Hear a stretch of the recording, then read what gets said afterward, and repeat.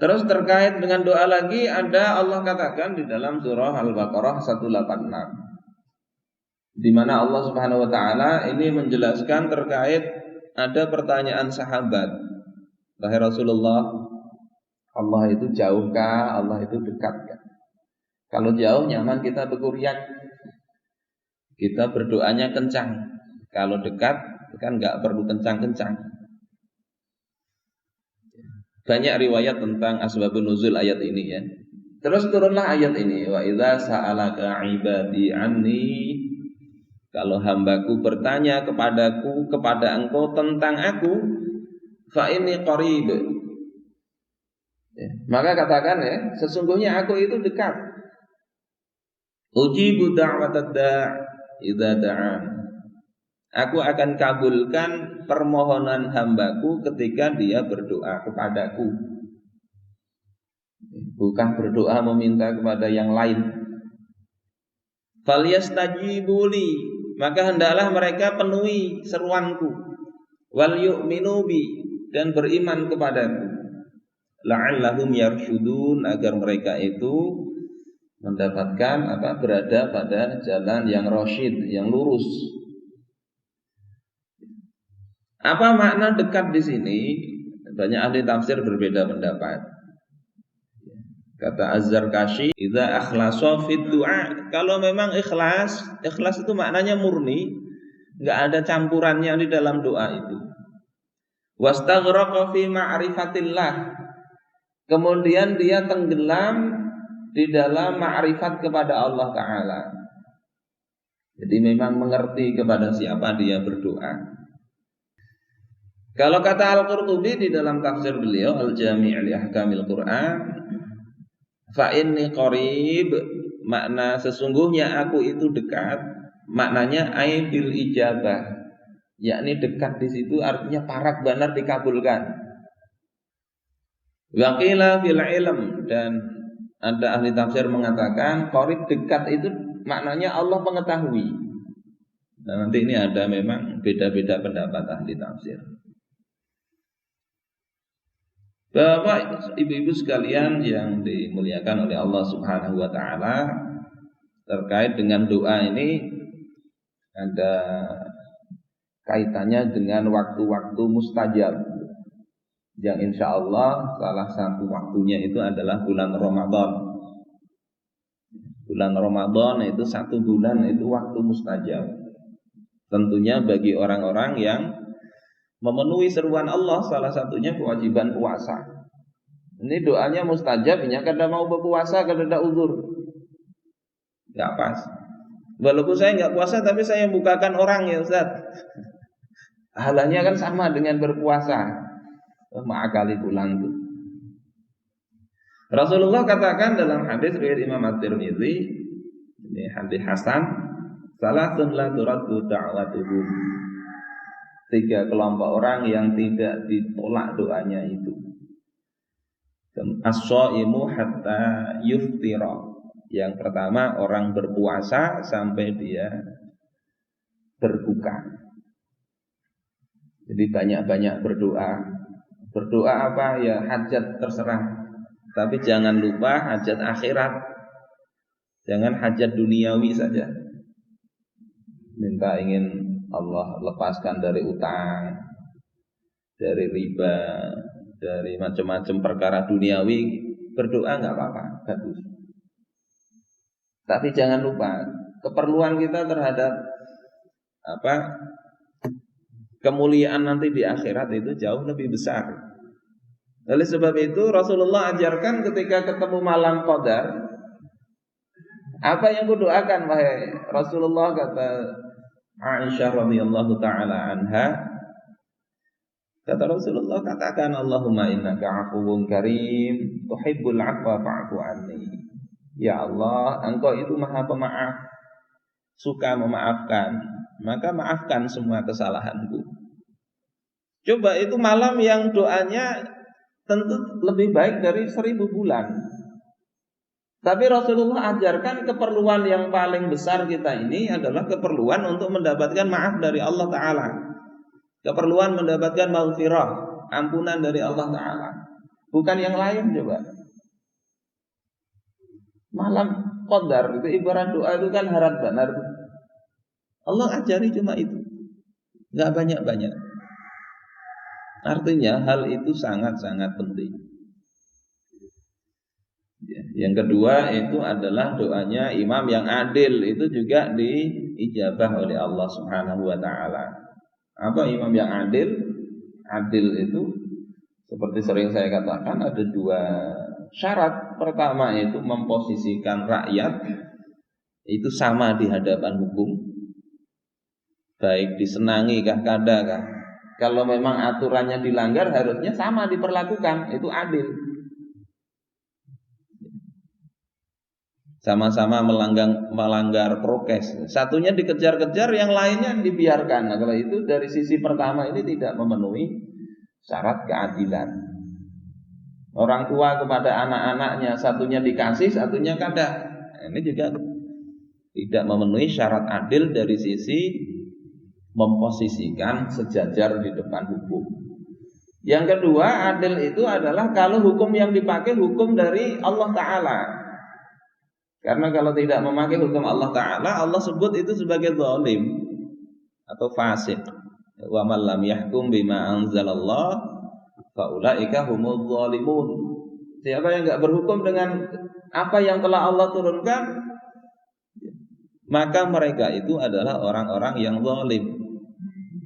Yang zalim, bukan adil. Sehingga ketika ada warisan misalnya, wah ini kita bagi saja secara adil. Laki-laki perempuan sama saja.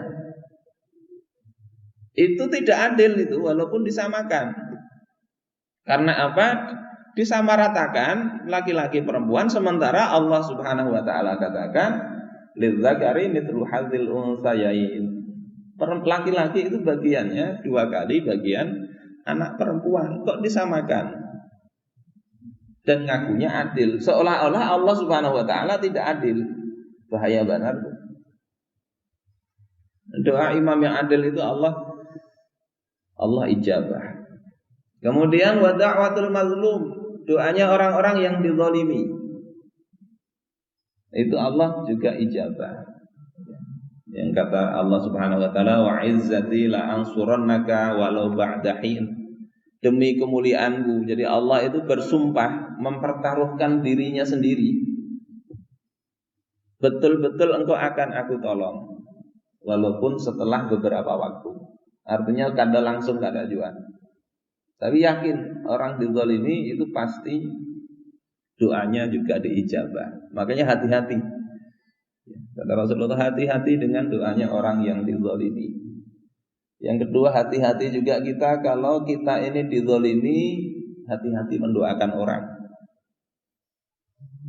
Sabar-sabar ya. Kalau doa kita diijabah sementara doa kita ini jelek ke orang itu. Saya ada punya kawan di Pelihari. Ini dakwah dipersekusi. Kemudian rupanya kurang sabar, didoakan. Banyak itu yang mempersekusi, didoakan apa? Mati ketabrak truk. Orang Jawa itu kadang begitu, nggak bisa mulutnya itu nggak bisa jaga. Nah, yang mempersekusi ini setelah kejadian itu dapat promosi jabatan. Nggak biasanya itu pergi dari satu kota ini naik motor, ini naik motor. Dan betul ketabrak truk. Perlu dinasihati, jangan sembarangan berdoa. Kasihan orang. Kasihan orang. Ya kita nggak tahu itu karena doa itu atau karena kezaliman yang lain juga banyak, atau ya memang itu sudah ketentuan Allah. Tapi yang jelas kan kita begitu, hati-hati. Apalagi orang tersebut misalnya orang yang kita harapkan kebaikannya, jangan sembarangan kita doakan yang nggak baik. Walaupun boleh mendoakan nggak baik itu boleh. Abu Muslim Al-Khawlani misalnya seorang tabi'in, pernah bertemu Umar, beliau orang yang zuhud dari Syam, itu mendoakan tetangganya buta betulan. Gara-gara apa? Tetangganya ini memprovokasi istrinya. Abu Muslim pulang dari, ini orang dekatnya Khalifah Muawiyah bin Abi Sufyan, tetapi beliau ini ulama yang tidak mau dengan hadiah. Jadi oleh Muawiyah dikasih hadiah 1.000 dinar. Beliau kada hakun, kada diterimanya. 1.000 dinar itu kalau dijadikan emas lebih dari 4 kilogram emas. Kada hakun. Dan beliau ini hidup dalam kondisi biasa-biasa saja, nggak punya pembantu. Sehingga ada tetangganya ini memprovokasi istrinya, suami engkau ini orang dekatnya khalifah, orang dekatnya kepala negara, tinggal aja nyaman hidup di kamu. Akhirnya ketika suaminya datang, istrinya ini yang biasanya menyambut tiba-tiba nggak menyambut. Kemudian beranai di dalam kamar berdiam. Kemudian ngomong tadi, engkau ini kan orang dekat khalifah, jangan diterimalah sekali-kali pemberian khalifah itu. Nyaman juga hidup kita. Ibadah itu mendoakan, ya Allah, butakanlah mata orang yang telah merusak istriku. Sebelah rumah lagi menyalakan lampu, tiba-tiba gelap dan ternyata buta. Nah, ada juga doa begitu. Jadi hati-hatilah kita berdoa,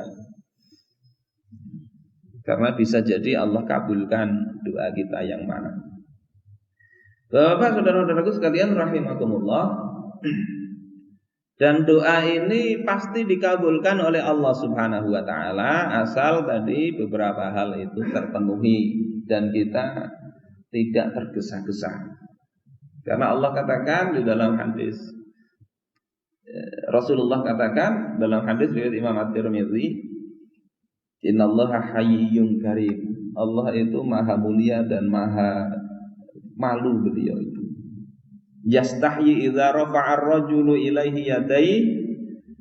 Beliau itu malu kalau hambanya itu mengadahkan tangan kepadanya, ayyaruddahuma sifran khaibatain. Kemudian tangan yang ditengadahkan tadi kembali dalam kondisi kosong, tidak ada hasil. Jadi Allah malu. Kalau berdoa, hadirkan juga dalam hati kita, Allah itu mengabulkan doa. Oleh sebab itu kata Ibnu Umar radhiyallahu taala anhuma, Nabi itu mengatakan, man futiha lahu fid du'ai futihat lahu abwabul ijabah.